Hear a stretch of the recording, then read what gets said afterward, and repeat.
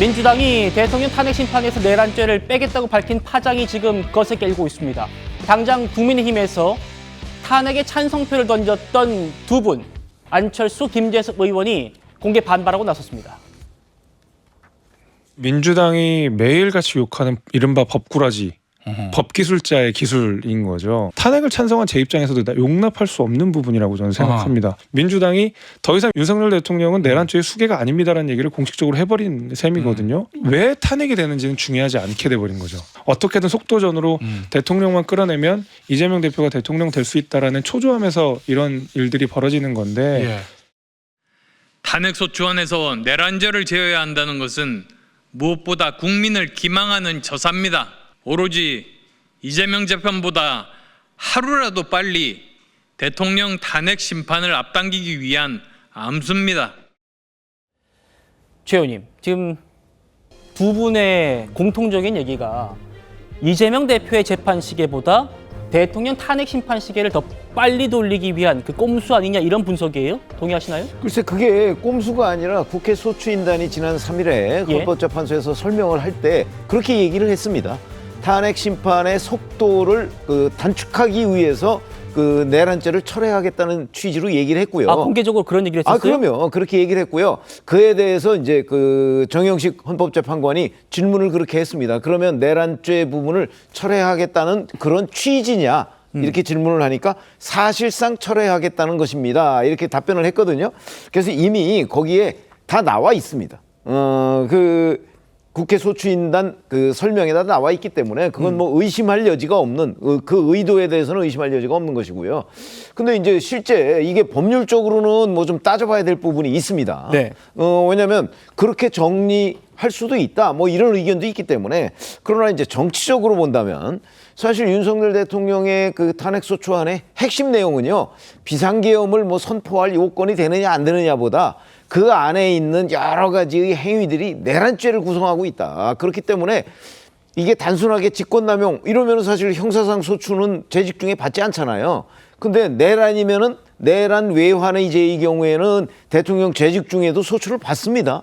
그래서 이제 내란죄를 아주 중요한 범죄 행위로 탄핵소추안에서 이제 정의를 했는데 근데 지금 그걸 헌법재판소 심리에서 빼겠다라고 얘기하니까 정치적으로는 엄청난 자충수처럼 지금 국민들한테 느껴지는 대목이 저는 아마 지금 민주당이 가장 아파하고 있는 부분 아닌가. 그 부분을 지금 탄핵 소추에 찬성표를 던졌던 안철수 의원과 김재섭 의원이 지금 지적을 하고 있는 거죠. 저건 법률적인 의미의 지적이 아니고 저는 정치적인 의미의 지적이고 아마 저런 지적에 대해서 상당수의 유권자들이 저는 동의할 거라고 생각을 합니다. 왜?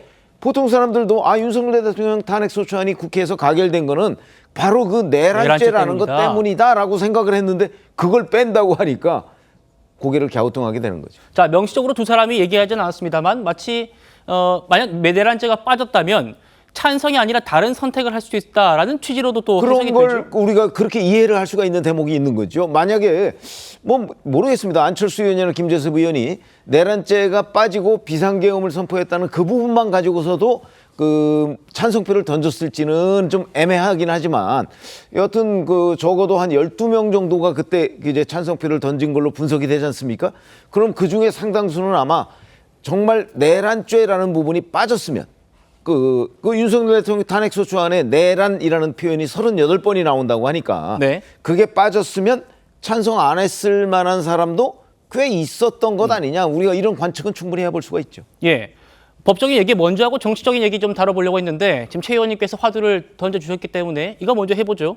정영진 변호사님. 네. 지금 대통령 탄핵안이 가결 기억하시겠습니다만 204표였습니다. 그렇죠? 그러니까 지금 당장 국민의힘에서는 국민의힘 의원 5명만 다른 선택을 했다면 이건 부결됐을 것 아니냐. 그러니까 민주당에서 이번에 내란죄를 빼겠다고 했으니 그랬다면 탄핵안에 동의하지 않았을 거다라고 5명만 확인해주면 이거 헌재 증거 제시하고 다른 정치적인 절차 밟겠다. 이런 얘기인데 어떻게 보십니까? 지금 안철수, 김재섭 의원 공개적으로 저런 얘기를 하고 나섰습니다.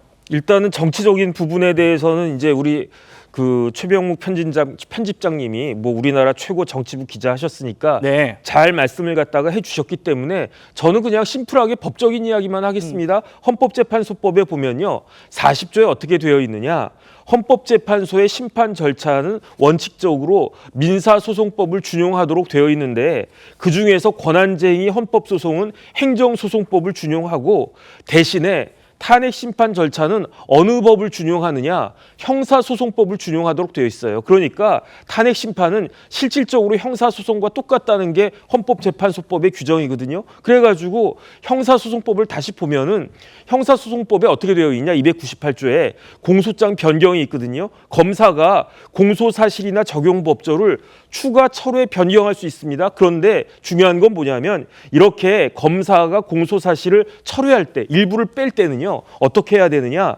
공소사실의 동일성을 해하지 않는 한도 내에서만 가능한 겁니다. 그런데 지난 그 원래 이제 탄핵소추안이 2번 있었잖아요. 첫 번째 안은 이제 통과가 안 됐고 12월 14일에 있었던 2번째 탄핵소추안이 통과가 됐는데 그 내용 제가 보니까 크게 2가지밖에 없어요. 첫 번째는 뭐냐? 비상계엄이 실체적으로 절차적으로 적법한 것이었는가? 2번째가 내란의 그 우두머리로서 윤석열 대통령이 내란의 우두머리로서 국헌문란 행위를 했는가? 이 2가지였단 말이에요. 네. 그중에 핵심이 뭐였습니까? 비상계엄이었습니까? 내란이었습니까? 제가 봤을 때 누가 뭐라고 해도 내란인데 그 내란을 갖다가 뺀다? 그러면 이른바 소추사실의 동일성이 유지가 되는 겁니까? 저는 유지가 안 된다라고 생각을 하고요.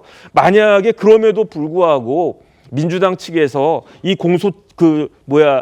탄핵 심판을 갖다가 탄핵 심판에 있어서 그 소추안에 있어서 내란 부분을 뺀다라고 하면 이거는 탄핵 심판 절차가 각하되거나 아니면 기각돼도 전혀 할 말이 없을 것이다. 그 생각이 듭니다.